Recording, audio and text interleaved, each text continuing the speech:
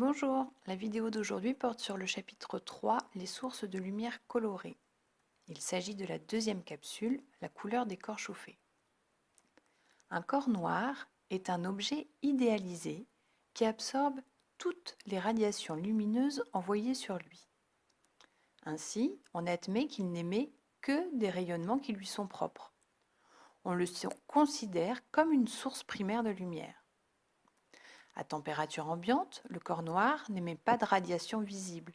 C'est bien pour cela qu'il est nommé corps noir. Par contre, il émet un rayonnement infrarouge. C'est son rayonnement thermique. En augmentant la température du corps noir, l'intensité moyenne du rayonnement augmente. En parallèle, les valeurs des longueurs d'onde les plus émises tendent à diminuer, en se rapprochant progressivement du visible. Vers une température d'environ 1000 degrés Kelvin, une lumière rouge est émise par le corps. Dans la pratique, il est courant d'associer ce modèle du corps noir aux objets suivant ce comportement. Ainsi, ce rayonnement est observable si on chauffe du métal comme le fer ou avec la lave d'un volcan. Si le corps continue de chauffer, la couleur rouge émise va s'accentuer, puis va tendre vers l'orange, le jaune, le blanc. Dans le cas de températures importantes, au-delà de 6000-7000 degrés Kelvin, une teinte bleue est observée. Certaines étoiles, très chaudes, émettent ce type de radiation lumineuse. Pour une température T donnée, un corps émet un rayonnement thermique de spectre continu. Voici des exemples. En 1893, Wien découvre que la distribution des spectres du corps noir passe par un maximum. Il observe que la longueur d'onde de ce maximum est inversement proportionnelle à sa température. C'est la fameuse loi de Wien.